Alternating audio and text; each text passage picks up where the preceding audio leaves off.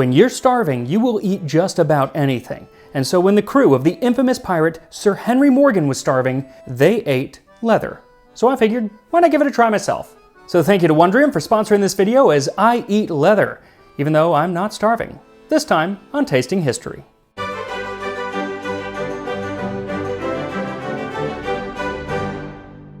So the idea to do this video originally came to me from maritime archaeologist and historian Joel Cook over at Rogue History, a PBS origin show that uncovers the pirate history that you were never told. And as they cover pirates, I figure why not look at one of the most infamous pirates in history, Sir Henry Morgan. Though most people today probably know him better as Captain Morgan, spokesman for spiced rum. Now, for most of his career, Morgan was actually not a pirate, but a privateer, which is just a pirate with papers, the English government officially sanctioning all of his piratical attacks on the Spanish whenever the two kingdoms were at war with each other. But there was a time when the two kingdoms were not at war with each other, and yet Henry Morgan attacked the Spanish city of Panama. Though it's also possible that he just hadn't heard that there had been a peace treaty signed. Oops, my bad. Regardless, the endeavor involved crossing the Isthmus of Panama. It's a really hard word to say. Isthmus? I can't say that. Anyway, while they were crossing it on foot, they ran out of food. No rations, no hardtack. And so for days they lived on the leather of bottles and belts. And as luck would have it, one of the buccaneers on that march to Panama left us a recipe for preparing leather. They first took the leather and sliced it in pieces. Then did they beat it between two stones and rub it, often dipping it in the water of the river to render it supple and tender. Lastly, they stripped the hair and roasted or broiled it upon the fire. And being thus cooked, they cut it into small morsels and ate it, helping it down with frequent gulps of water. So this recipe, if you can call it that, comes to us from a book written by Alexander Exquemelin, who was a surgeon who went buccaneering with Henry Morgan. The book was published in Dutch in 1678 and shortly afterward in English under the title Buccaneers of America. And today's sponsor, Wondrium, goes into depth about this most important work. The course, The Real History of Pirates, has an entire episode dedicated to the book and Henry Morgan. It discusses Morgan's amazing career, which included privateering and piracy, which got him thrown into the Tower of London, which somehow he talked himself out of not being charged with anything, and then was knighted by King Charles II. Then Sir Henry Morgan became Lieutenant Governor and then Acting Governor of Jamaica, and perhaps most outrageous of all, considering he had been a pirate, Sir Henry Morgan sat as a judge on the Admiralty Court. And it's not just pirate history on Wondrium. In fact, it's not just history. They have courses on science and travel and food, even lessons like how to learn photography, which is going to be the course that I take next. So if you want to take that course or any of the other wonderful courses from Wondrium, you can start with a free trial right now by clicking my link in the description. Just click there and start your free trial of Wondrium today. Now, usually, here's where I would say you could even watch some Wondrium while you make this recipe, but you should not make this recipe. Please, do not make this recipe. Let me do it and only me, because one of the ingredients, actually the only one ingredient in this recipe, leather, is frankly not very safe to eat today. Now, there are many types of leather, and there were many types of leather in the 17th century and many types today, some of which are the same, some of which are very different, and so figuring out which one to eat is not too easy, especially because we don't know exactly what they were eating, what he's describing, because he's not super specific, and the word leather could be applied to multiple things, including rawhide at the time. And by his description, getting the hair off and it being very hard, it actually sounds like it might be closer to rawhide. Though later accounts of people eating leather, it is definitely fully tanned leather. Tanning being the process that turns animal hide into leather that is going to keep and be more supple. It stays fresh for a lot longer. The thing is, the tanning process today uses very often a lot of chemicals that you do not want to ingest. And even in centuries past, tanning could often involve things like brains and liver and even urine. So, you know, you're taking your chances when you're eating it. Though there is a non-toxic and urine-free version of leather that has been made for millennia and is still made today, and that is vegetable tanning, where they use tannins from different roots and stems and bark to actually tan the leather and make it nice and soft. But I got some that is vegetable tanned leather, but I don't know what the dye is. And as soon as I started to cook some of this, I realized that the acrid smell in my house, I don't think I should try this. So instead, I got some untanned leather hide that is kind of in this weird space between just completely untanned and somewhat treated leather. It lasts, but it's still really hard, and it kind of comes in these laces. You can get it in sheets as well, but I got it in laces, and so this is actually, I think, going to be closer to what Sir Henry Morgan's men were eating in Panama. And I repeat, please do not try this at home. So first, I cut up a few pieces of the leather and then soaked them in water for about a half an hour. Then I took them out and pounded them for a good 10 minutes with a mortar and pestle. And then I repeated this 5 or 6 times. And I tested some I just left to soak for like 6 hours, and some I would pound and then soak and pound and then soak. And just the soaking basically did nothing. So the pounding is actually what is going to soften this up. Now the book says that then they put the leather onto hot coals. And I don't have any hot coals, but I do have a source of heat that I put it right on, and immediately it began to smoke. And again, not great, not as bad as this leather, but not great. So I decided that I would boil it, because that's actually how it's often done in later descriptions. It's also how Charlie Chaplin prepared a shoe in the movie The Gold Rush, and he ate that whole thing, laces and all. Seemed to enjoy it as well. So I'm going to boil it for 30 minutes, which gives me time to ask myself, why am I doing this? And it turns out that the author of today's recipe gives me an answer. Some who were never out of their mother's kitchens may ask how these pirates could eat and digest these pieces of leather. Whom I answer, he who objects to eat this stuff never knew hunger as the Buccaneers knew it. And I never have known hunger like the Buccaneers knew it. So all I can do is look back at their situation. A situation so dire that they decided to luncheon on leather. Buccaneers of America, while somewhat sensationalized, is the founding text of our knowledge of the pirates of the Caribbean. Not the ride, the actual pirates.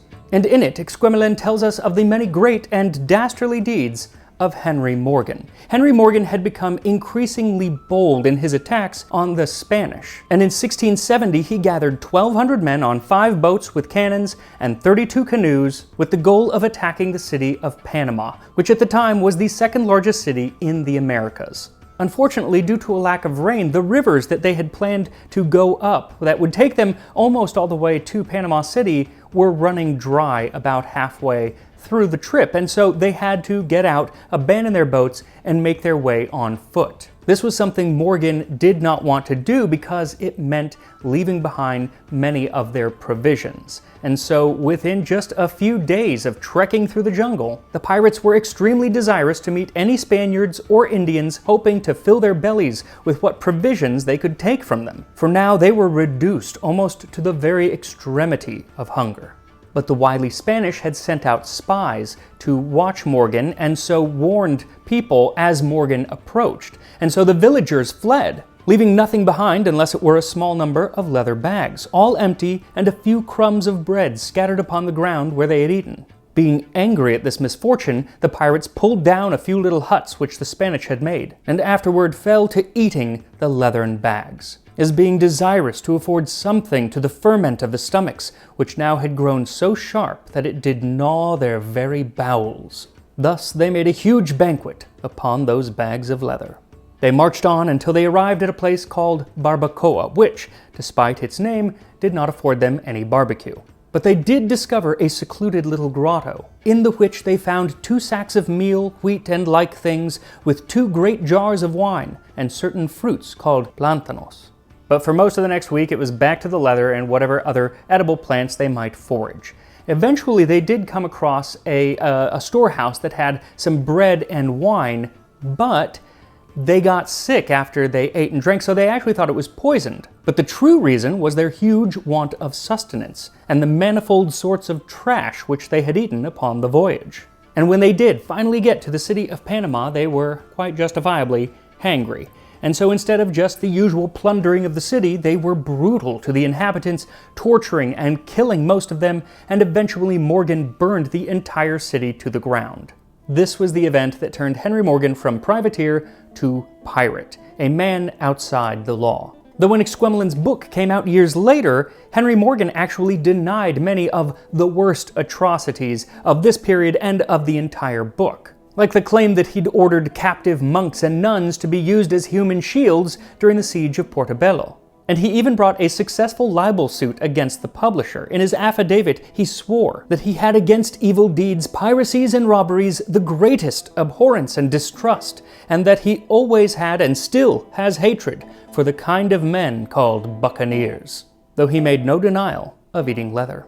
And this was not the only time that people have been reduced to eating leather to survive. One of the oldest stories I could find came from the siege of Jerusalem in 70 AD. As the Romans surrounded the city, for those inside the walls, their hunger was so intolerable that it obliged them to chew everything. Such things as the most sordid animals would not touch, and endured to eat them. Nor did they at length abstain from girdles and shoes, and the very leather which belonged to their shields they pulled off and gnawed. Tales of another leathery meal appeared in the newspapers of London in July of 1759. The Gentleman's Magazine printed an account of the sufferings of Captain Barron and his crew in the Dolphin sloop, bound for the Canaries to New York. Shortly after leaving the Canary Islands, they ran into some horrible weather, which damaged the ship, and they lost their bearings, and so they were at sea for nearly 6 months, which was a lot longer than the 6 weeks they had planned for. The captain said they had not had any ship provisions for upwards of 3 months, that they had eaten their dog, their cat, and all their shoes, and, in short, everything that was edible on board. It was still weeks before they would be rescued, and so the men aboard the Dolphin turned to cannibalism. They all agreed to cast lots for their lives, which accordingly they did.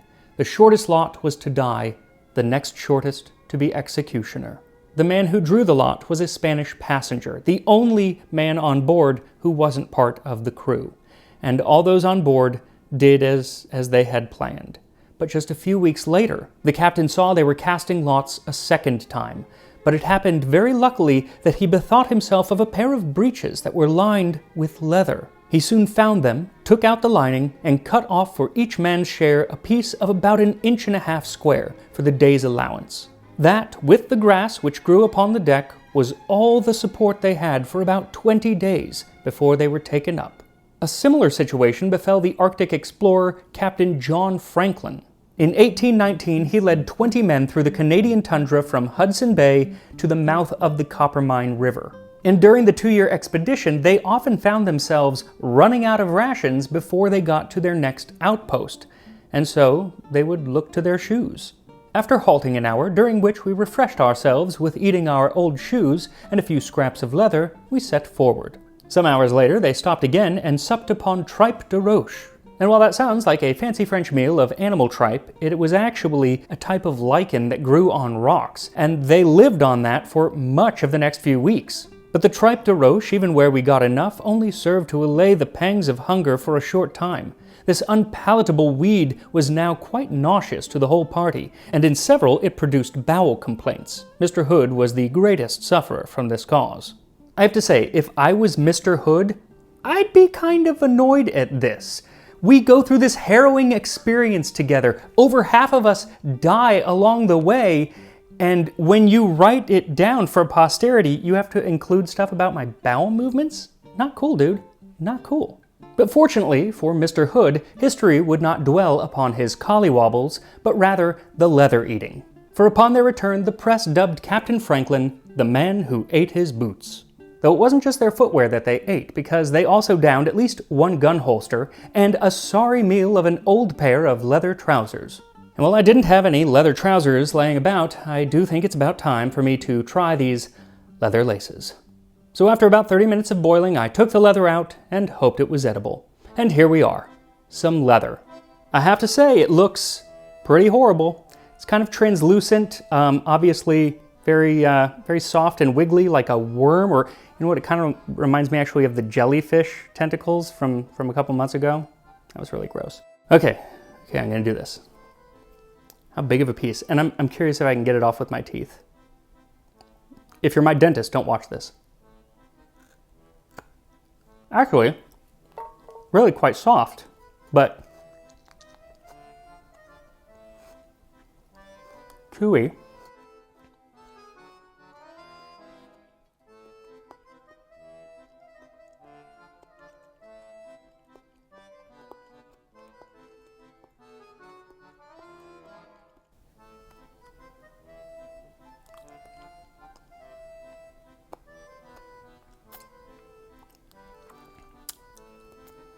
Okay.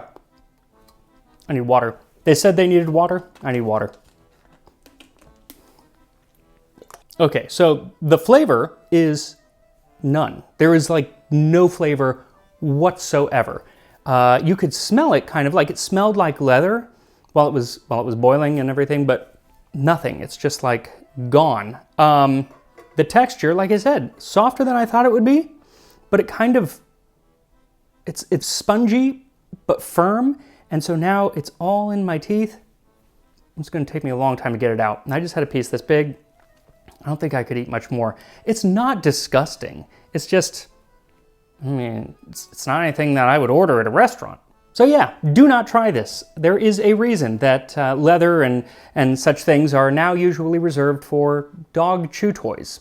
And don't forget to check out the latest episode of Rogue History, where Joel talks about some other foods that pirates ate to survive at sea. I'll have that video pop up somewhere down here, along with a playlist of the other pirate foods that I've covered here on the channel. And I will see you next time on Tasting History, as long as this leather didn't poison me.